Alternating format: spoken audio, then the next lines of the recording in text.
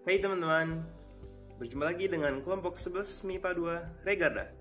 Hari ini kita akan membahas tentang salah satu alat optik yang sudah umum digunakan, yakni loop. Apa sih loop itu? Biasanya loop disebut sebagai kaca pembesar. Fungsinya untuk membuat benda yang lebih kecil terlihat lebih besar, supaya lebih mudah untuk diamati. Sebelum berbicara tentang loop, kita harus membahas tentang mata kita dulu. Seperti kita ketahui, mata adalah sebuah karunia yang diberikan oleh Allah Subhanahu wa Ta'ala, sehingga kita bisa melihat sebagaimana sekarang ini. Yang akan kita bahas adalah salah satu besaran fundamental yang disebut sudut penglihatan atau angular. Misalkan kita mempunyai spidol berukuran sama. Jika kita melihat dari dekat akan tampak lebih besar. Jika kita lihat dari jauh akan tampak lebih kecil. Mengapa?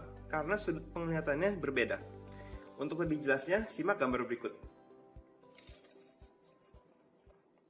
Seperti kita lihat, pada sudut angular yang pertama terlihat pulpen A yang lebih kecil, sedangkan pada sudut angular ketiga terlihat pulpen yang lebih dekat dengan mata terlihat lebih besar. Sudah jelas kan tentang sudut penglihatan? Kita juga tahu bahwa jika benda diletakkan terlalu dekat dengan mata, maka akan menjadi kurang jelas. Hal ini terjadi karena mata tidak memiliki batas.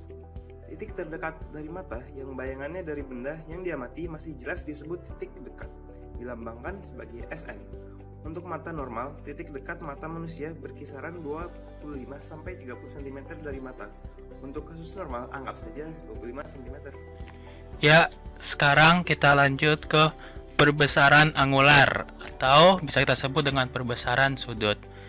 Jadi, perbesaran angular itu dilambangkan dengan huruf MA, yaitu didefinisikan sebagai perbandingan antara ukuran angular benda yang dilihat dengan menggunakan alat optik atau bisa kita lambangkan dengan beta, dan ukuran angular benda yang dilihat tanpa menggunakan alat optik bisa kita lambangkan dengan alfa. Jadi, rumus untuk melihat perbesaran angular yaitu sama dengan beta per alfa, atau bisa kita simpulkan tuh sama dengan ukuran sudut benda yang dilihat dengan menggunakan alat optik bagi ukuran sudut benda jika dilihat tanpa menggunakan alat optik. Nah, lanjut kita ke perbesaran loop. Jadi perbesaran loop itu kita ke definisi dulu sebentar. Loop atau kaca besar adalah alat optik yang terdiri dari sebuah lensa cembung. Jadi gunanya loop ini untuk melihat berbagai objek dengan ukuran yang sangat kecil. Contohnya kayak angka-angka yang sangat kecil, atau enggak kayak tukang arloji nyari-nyari komponen-komponen arloji yang bentuknya kecil-kecil. Nah, ukuran angular itu jika kita melihat dengan menggunakan loop akan lebih besar daripada ukuran angular jika kita melihatnya langsung dengan mata. Oleh karena itu, loop memiliki perbesaran angular. Nah, jika kita lihat dari kasusnya, maka angular ini perbesarannya dapat kita bedakan menjadi 3 yang akan dijelaskan pada bagian berikutnya. Sekarang kita masuk ke bagian untuk pembuktian rumus untuk cara kerja loop. Nah, sebelumnya kita harus melihat dulu bagaimana sudut bayangan dibentuk oleh mata. Di sini kita melihat sudut alfa sebagai ukuran sudut bayangan yang dibentuk oleh mata itu. Nah, misalkan benda berukuran H diletakkan, maka agar benda terlihat jelas dan lebih besar, maka harusnya memang dia diletakkan di tempat terdekat dengan mata yang dapat melihat dengan jelas, yakni titik dekat mata yang kita lambangkan dengan SN. Nah, dengan trigonometri biasa, maka kita akan dapatkan tan alfa sama dengan H dibagi SN. Nah, untuk sudut yang sangat kecil, tan alfa dapat didekatkan dengan sin alfa. Dan sin alfa dapat didekatkan dengan alfa itu sendiri, tapi dalam radian. Sehingga alfa sama dengan H dibagi dengan Sn. Sekarang kita akan meninjau cara kerja loop itu sendiri. Sebagaimana yang kita tahu, loop menggunakan lensa cembung. Nah, sehingga kita dapat menggunakan aturan lensa cembung untuk menemukan rumus untuk loop ini. Nah, lensa cembung mempunyai dua fokus, yakni fokus aktif di tegangan F1 dan fokus pasif F2. Misalkan benda berukuran H diletakkan di depan loop sejauh S, agar bayangan yang dihasilkan itu maya, tegak dan dapat besar, maka S itu harus berjarak di bawah F2 sehingga S lebih kecil daripada F, di mana F adalah jarak fokusnya. Nah, sekarang kita tinggal menggunakan aturan sinar-sinar istimewa pada lensa cembung untuk kasus loop ini. Di F2 ya.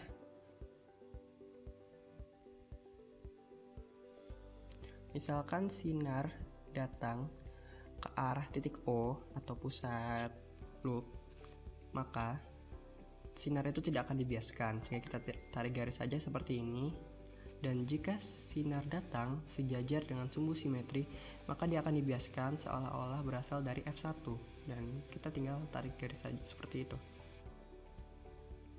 Nah, terlihat bahwa bayangan dibentuk sejauh yang dapat dilihat tersebut. Nah, tinggi bayangan atau ukuran bayangan kita sebut dengan H aksen, dan jarak bayangan kita tandai dengan S aksen. Dapat dilihat ya di gambar ya. Nah, dan kita jangan lupa untuk memberi tanda minus karena bayangan dibentuk di depan loop atau di depan lensa cembung. Sebagaimana aturan tentang lensa cembung tentang bayangan maya, maka harus diberi tanda minus. Nah, untuk memudahkan perhitungan kita definisikan variabel baru yaitu X. Nah, lalu dapat kita lihat sudut beta sebagai sudut bayangan yang dibentuk dengan menggunakan loop atau menggunakan alat optik. Dan dengan tan beta dapat terlihat sebagai H aksen dibagi dengan X, dan dengan rumus yang kita telah terapkan pada sebelumnya juga, beta dapat didekatkan dengan H aksen dibagi dengan X.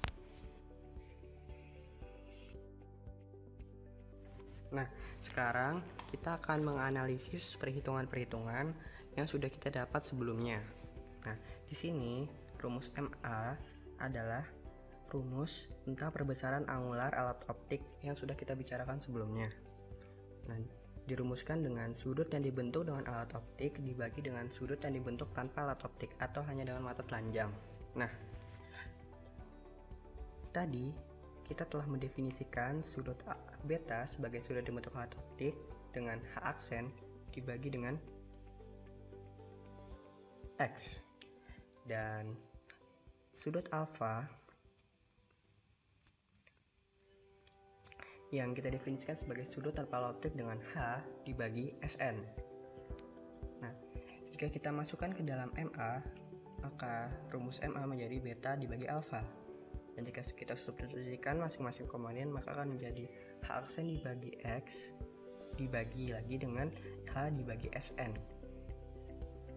Nah, jika kita utak-atikkan rumusnya, maka akan didapat H aksen dibagi H dikali Sn dibagi dengan X. Nah, sebelumnya pada pembukaan tentang lensa dan cermin, kita telah mempelajari tentang perbesaran linear yang dirumuskan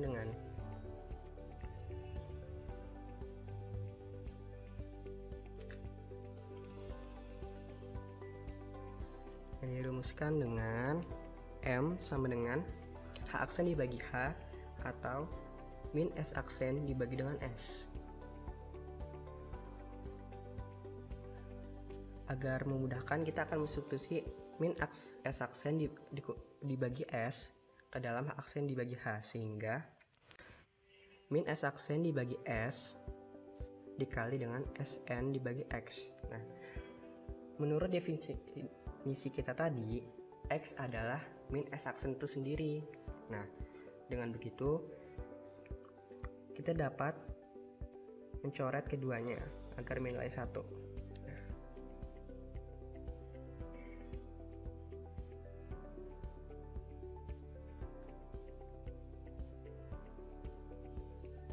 Sehingga rumusnya menjadi Sn dibagi dengan S. Nah,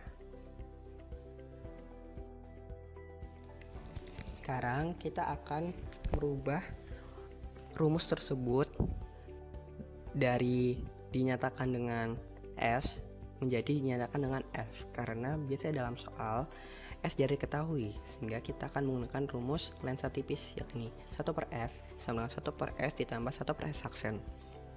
Nah, jika dinyatakan dalam 1/S, maka akan menjadi 1/S sama dengan 1/F dikurang 1/S aksen. Sebelumnya kita telah mendefinisikan bahwa min S aksen sama dengan X, sehingga rumusnya menjadi 1/F ditambah 1/X. Dari rumus ini, maka akan didapat S sama dengan X dikali F dibagi dengan X ditambah F. Lalu kita substitusikan persamaan ini ke dalam persamaan awal, yakni Sn dibagi S, sehingga rumus MA menjadi Sn dibagi dengan X kali F dibagi X tambah F. Jika kita utak-atik rumusnya, maka akan menjadi sama dengan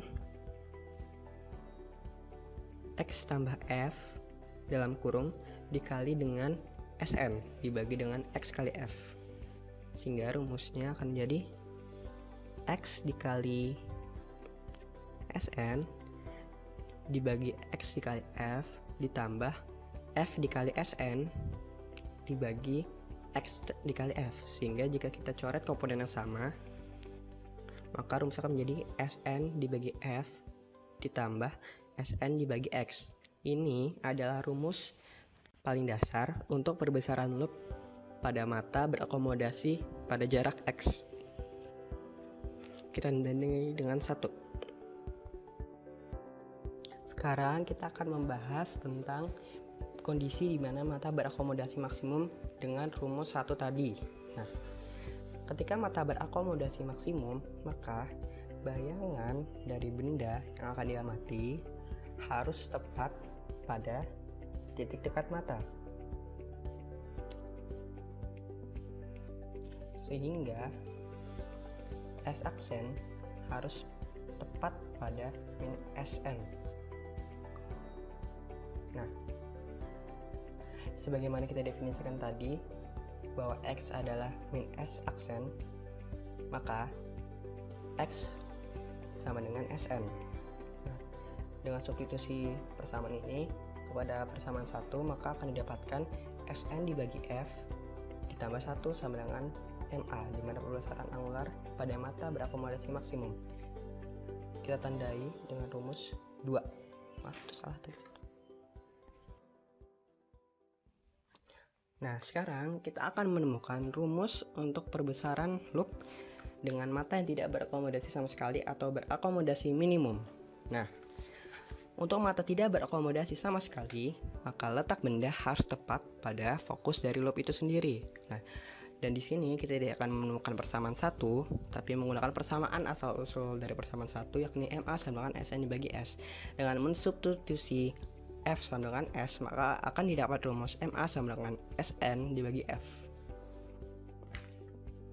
Sudah, kita namakan dengan persamaan 3.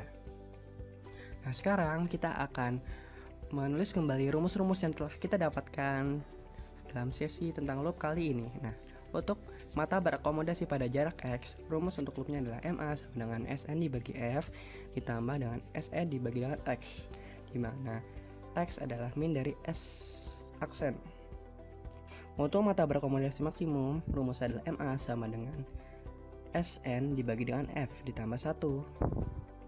Untuk mata tidak berakomodasi sama sekali, rumusnya menjadi MA sama dengan Sn, itu Sn maksudnya, Sn dibagi dengan Assalamualaikum warahmatullahi wabarakatuh. Kami dari Ahwat kelas 11 MIPA 2 Manisan Cendekia Serpong akan membawakan materi tentang loop atau kaca pembesar. Hai teman-teman, yuk kita bahas soal nomor 1. Soal nomor 1 ini merupakan soal ujian nasional tahun 2016. Cermati dulu soalnya ya.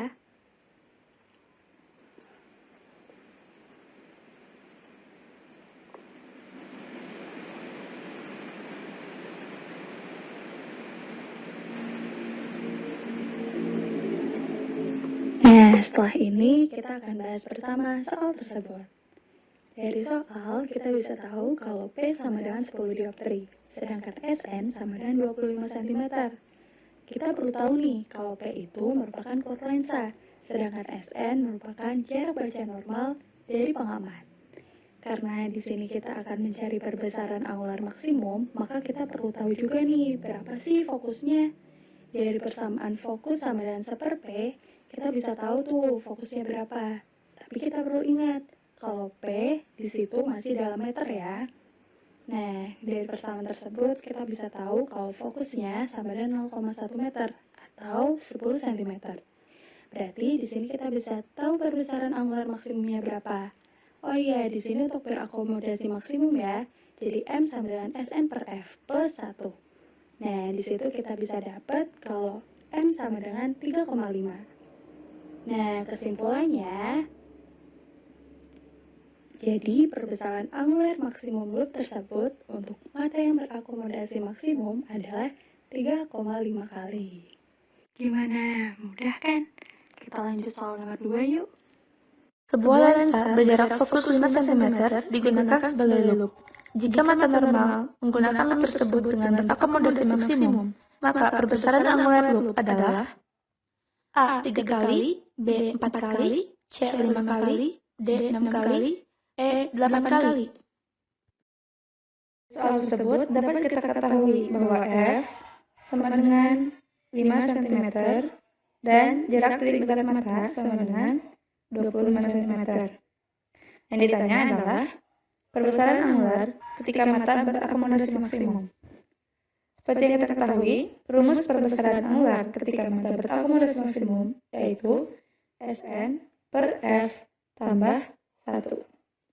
Maka perbesaran angular loop yaitu 25 per 5 tambah 1 sama dengan 5 tambah 1 sama dengan 6. Maka jawaban yang benar adalah D, yaitu 6 kali.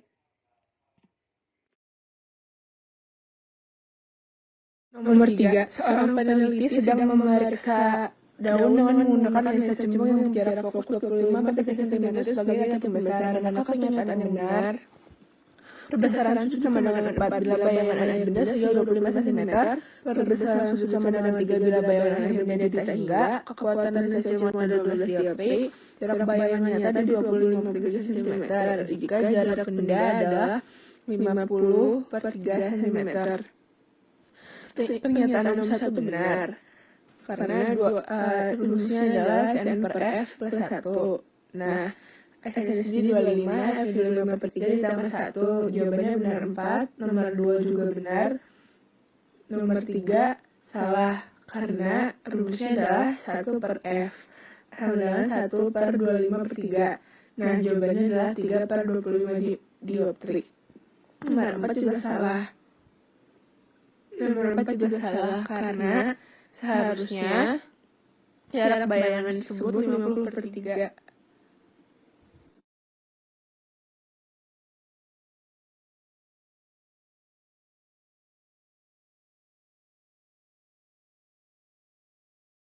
Soal UN 2015 atau 2016, seekor nyamuk dilihat oleh seseorang dengan loop berjarak fokus 15 cm.